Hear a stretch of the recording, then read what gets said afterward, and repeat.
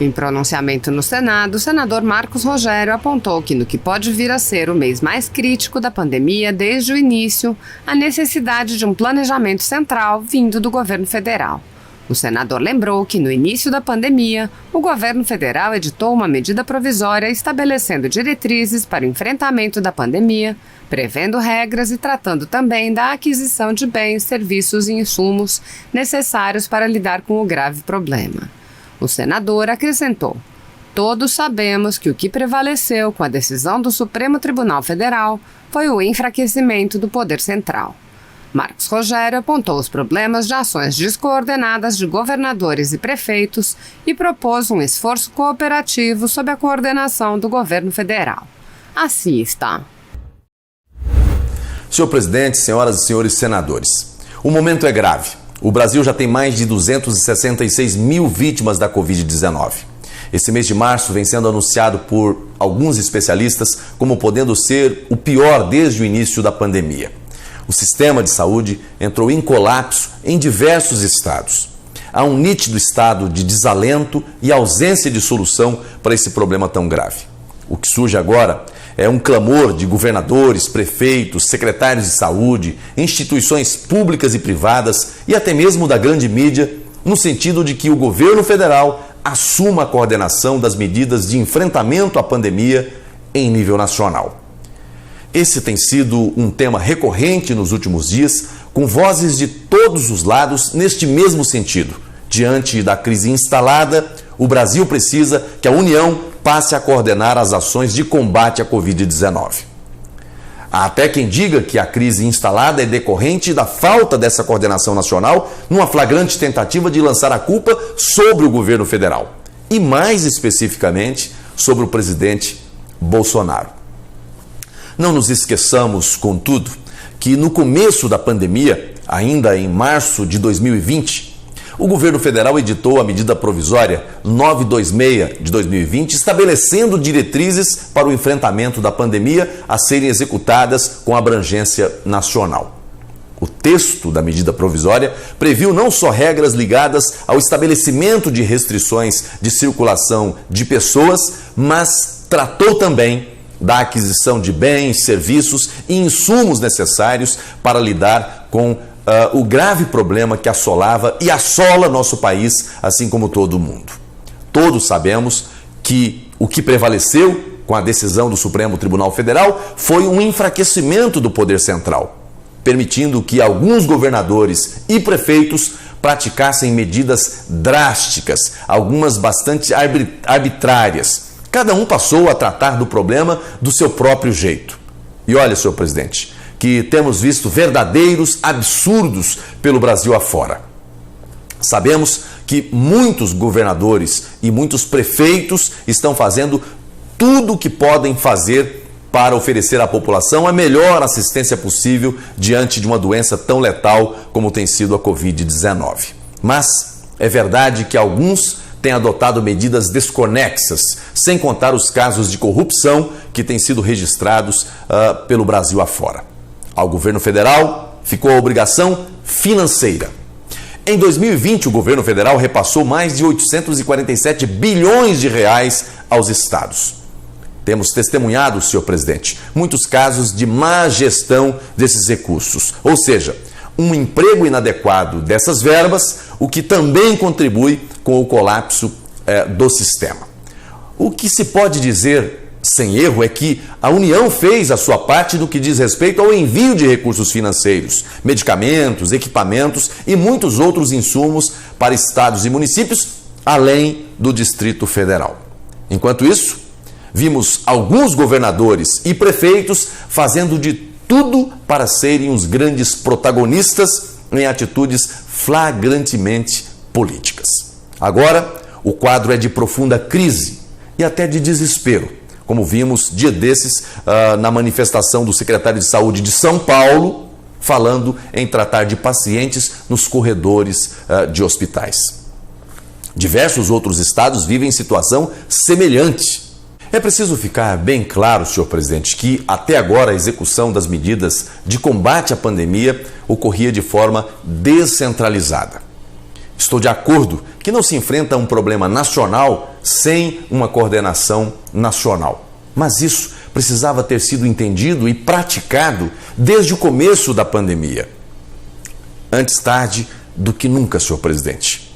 Agora que há essa compreensão, espero sinceramente que seja formado esse esforço cooperativo nacional, liderado pelo governo federal, para ações coordenadas, para serem executadas com uma visão de todo o país. Nesse sentido, apresentei na última sexta-feira um projeto de lei complementar que visa disciplinar o funcionamento dessa coordenação através de um colegiado liderado pela União, mas que conte também com representantes dos estados e dos municípios. O objetivo é o desenvolvimento de ações conjuntas para a aquisição de vacinas, abertura de novos leitos de enfermaria e de unidade de tratamento intensivo, as UTIs, exclusivos para o tratamento de pacientes com Covid-19. Além disso, a aquisição de medicamentos, insumos e o compartilhamento de soluções técnicas e jurídicas, inclusive com a oferta e apoio institucional e de pessoal para a aceleração de procedimentos internos necessários para ações indispensáveis ao combate à pandemia.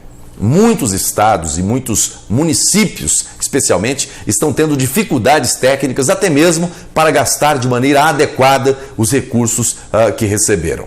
Esperamos que essa matéria seja aprovada pelo plenário do Senado e da Câmara e sancionada pelo presidente. E não somente isso, que haja essa coordenação nacional e que consigamos melhorar o processo de enfrentamento dessa terrível pandemia. Era o que eu tinha a dizer, senhor presidente. Muito obrigado. Como tem dito há alguns meses, venho trabalhando na elaboração de propostas legislativas que deem ao Congresso Nacional legítimos instrumentos de controle dos excessos do Poder Judiciário. Não é possível que nossa República continue sem um adequado funcionamento do sistema de freios e contrapesos. Indispensável para que haja uma verdadeira tripartição de poderes. Temos assistido a uma supremacia de um poder em relação aos demais.